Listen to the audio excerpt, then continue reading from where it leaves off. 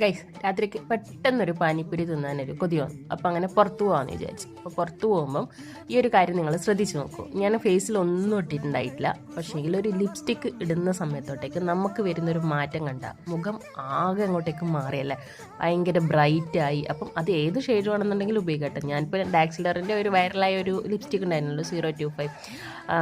അപ്പം ഞാനിങ്ങനെ ചെയ്തുകൊണ്ടിരിക്കുമ്പോൾ നൈഷേട്ടൻ വന്ന് ഇവളെന്താണ് ഈ കാട്ടിക്കൂട്ടുന്നത് രാത്രി പോകുമ്പോൾ എന്നുള്ള രീതിക്ക് വന്നപ്പോൾ ഇതൊക്കെ ഇവിടെ സർവ്വസാധാരണയായിട്ടുള്ള കാര്യങ്ങളാണ് കേട്ടോ.